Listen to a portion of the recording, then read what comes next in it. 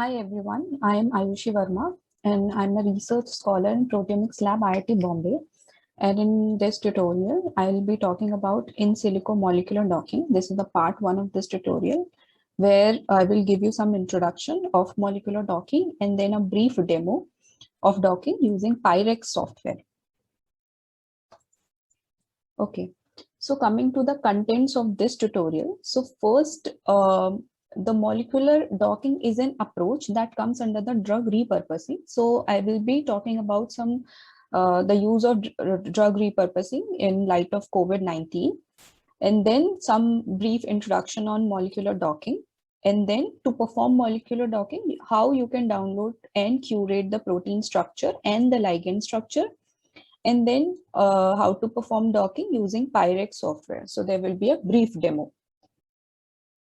So first, coming to the what is drug repurposing? So drug repurposing is basically an approach where we identify the new therapeutic use of already existing marketed or FDA approved drug. So there are many FDA approved drugs that are already approved to treat some disease. So in the drug repurposing, we will explore those drugs, whether those drugs can be used to treat another disease or not. So for example, one drug is approved to treat the cancer, but we are trying to explore whether that particular drug can be used to target COVID-19 or not, right? So this is called drug repurposing, where you're reusing one drug other than one particular disease, right? So this is SARS-CoV-2 virus that I'm showing here. So we want to develop some drug against it. As you know, there's no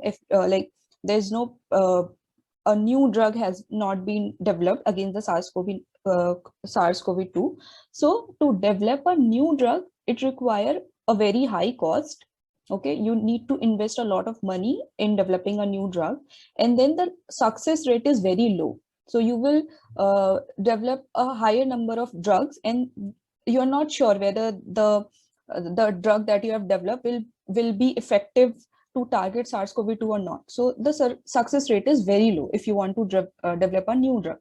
And also the process of developing a new drug is very long. So it will take around 9 to 11 years for a new drug to come into the market. Okay, so these are the certain drawbacks of developing a new drug. While if you want to repurpose a drug, so that repurposed drugs is already approved, already marketed, but for some for the treatment of some other disease. So to develop a repurposed drug is comparatively cost effective when you compare it with a new drug, and then there will be low safety concern because it is already approved by the FDA and it is safe to use on the humans, right? So there will be less safety concern compared to the complete new drug, and the lifespan, like the time, will be very less. So compared to the 9 to 11 years, repurposed drugs will take only 3 to 5 years to launch in the market. So these are basically the advantages of using repurposing drugs. So why do we require drug repurposing approach? As I've already told you, so the developing a completely new drug is a long process. So there are multiple phases. You might have heard phase 1, phase 2, phase 3 clinical trials, and then extreme safety assessments are performed on a new drug because you are not sure about the toxicity and the safety of the drug. And then extensive regulatory requirements are also there. So like various regulatory bodies, you have to get approval from various regulatory bodies, then only you can launch a new drug into the market. And I've told you that the cost to develop a new drug is very high, so which is around $2.6 billion if you want to launch a one drug.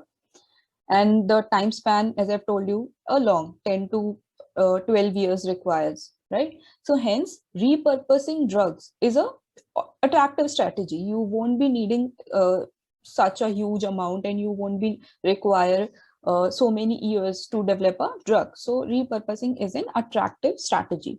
So in the or also in the face of current pandemic of COVID-19, where we urgently need one drug, we won't be able to wait 10-12 years for a drug to be developed, right? So we need there is an urgent requirement of a drug against COVID-19. So in that situation, the repurposing approach is a more feasible and a practical approach of developing a new drug, right? So these are the few advantages of drug repurposing.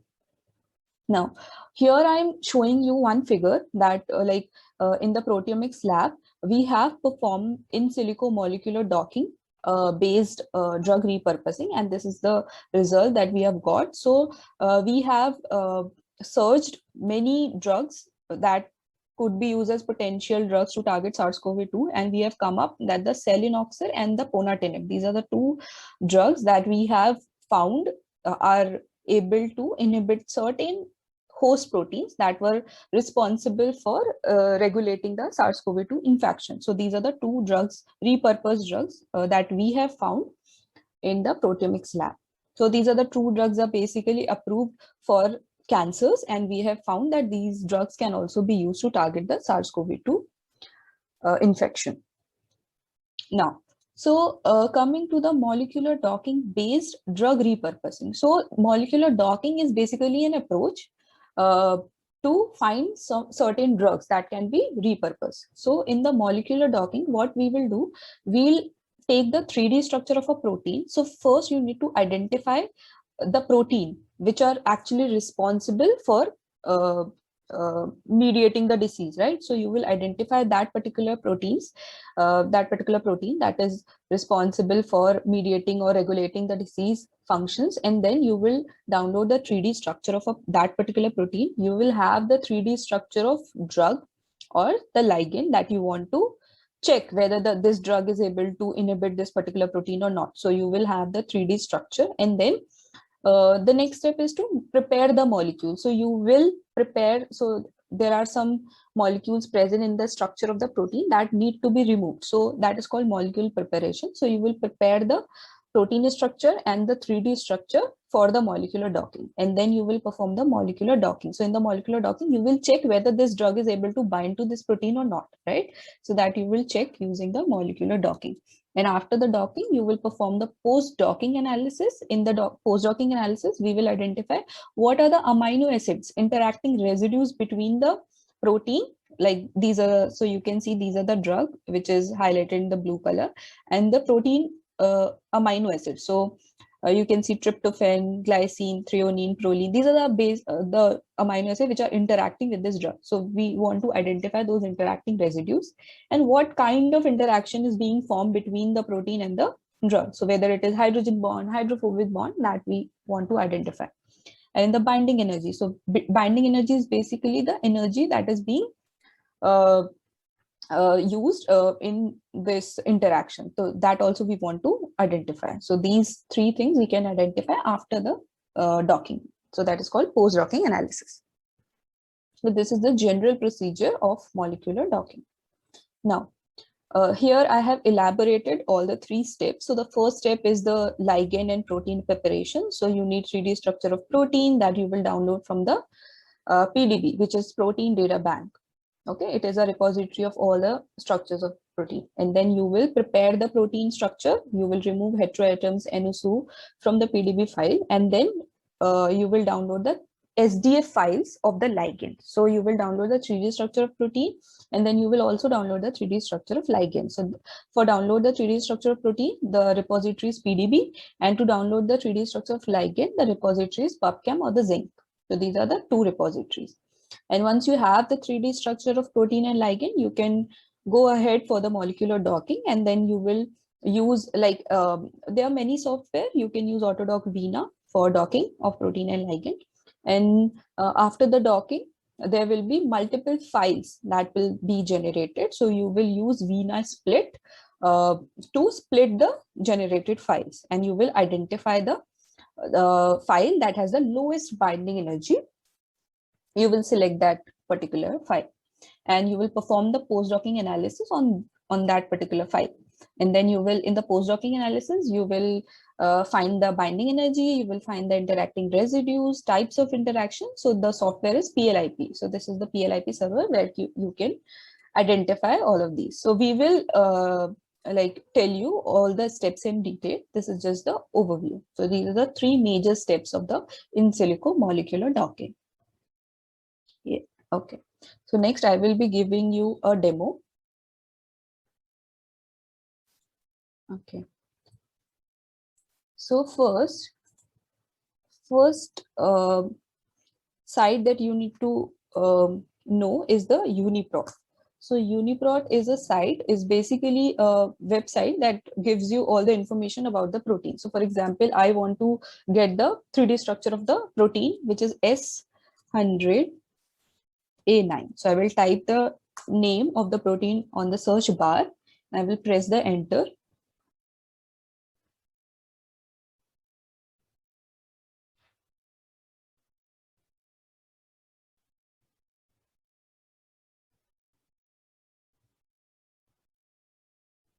Right. So now it has given me multiple proteins. So always make sure that you are searching protein. You want to search the human protein. So protein S100A9 human. So I'll select this one. And now you will get all the information of S100A9 in this page, right? So I want to get the structure. So this is one thing from where you will get the structure. So for example, I want to download this particular structure, which is 1xK4. So I will just go to the PDB. So from there, you can directly go to the PDB. So this is the PDB, protein data bank, from where you can download the 3D structure. So this is the structure of S100A9. So I will just go to download file and PDB format. So always download the structure in the PDB format. So I'll download this one. So now I have the 3D structure with me, right? So go to the downloads. I have this one I have downloaded. So now I need to, after the downloading of the 3D structure, I need to prepare the molecule, right? Remember? So now I will open this in the notepad. So you can see, like here you can see, right? So there are various heteroatoms that are present. Okay, so we need to remove all the heteroatoms and we will only take one chain. So this structure has multiple subunits of a protein. So we will only take one subunit. So A is the subunit A. And as I go down, you can see now there is C subunit. Now there is G subunit. So A, B, C, D, G. So there will be multiple subunit. I need to take only one subunit in my structure. So I will delete all the subunit except the unit A, and then I will prepare the structure. Okay. So you can just select from here. So here my subunit A is ending. So I will select all the things from here and I will just delete it. And you can just save this file, right? Yes, so you can save it.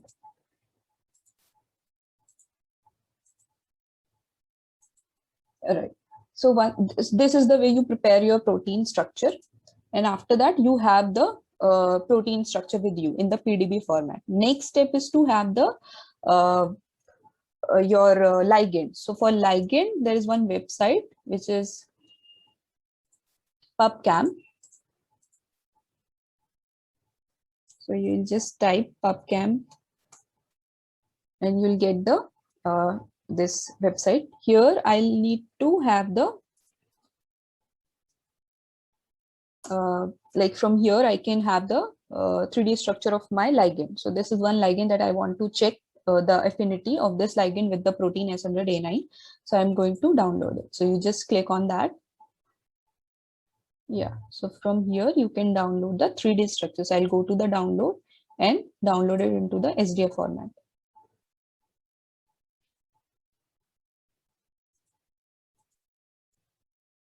Right, so now this way I'll have the protein structure which I've also prepared, and now I have the 3D structure of my ligand. Now these two structure I will just upload it onto the demo file. Okay, so one folder I will just upload these structures.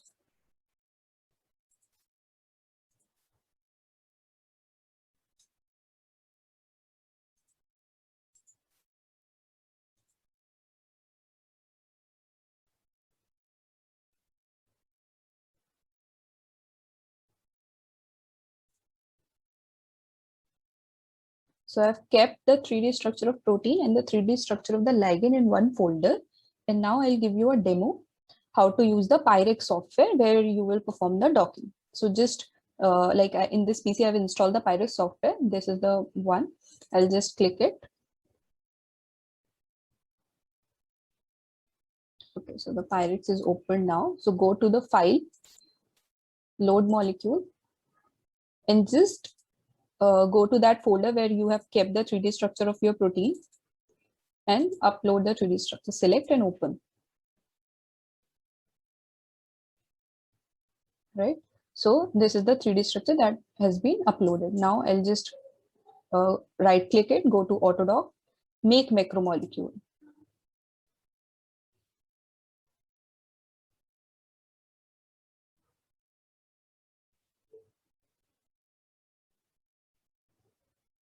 So you will convert the protein into a macromolecule, right? Yeah. After the uploading of a 3D structure is done, now you have to upload your ligand. So go to the Open Babel, click on the Insert New Item, and again go to that folder where you have kept the 3D structure of the ligand and just open it, upload it. Now select the right, click onto the right mouse button and then convert this particular file onto the PDBQT format. So just right. So now you have the 3D structure, like you have uploaded a 3D structure of a protein. You have uploaded a 3D structure of your ligand. Just go to Veena Wizard and start the docking. So now I'll press the start. Now you can see here the protein 1xk4. So this is the PDB ID of the protein that it is already selected, and our one ligand is already selected, right? So I'll just click on the forward button, and this is the PubChem ID of the ligand. So you can just confirm whether the correct ligand is selected or not. And once that is done, you can just set the exhaustiveness to 50. Okay, with higher the exhaustiveness, higher will be the confidence in your protein. And just now you have to so this is basically you are selecting the site for your molecular docking. So because it is a blind docking, I will just put all the protein onto this cube. So whatever portion of a protein will be inside the cube will be used for the docking. So because I want to use a complete protein structure, I will just select all the protein surface. So here I've put all the protein surface inside this cube. So every section of this protein will be used for the molecular docking. And after that, I'll just press the forward button. And now you can see the docking has been started.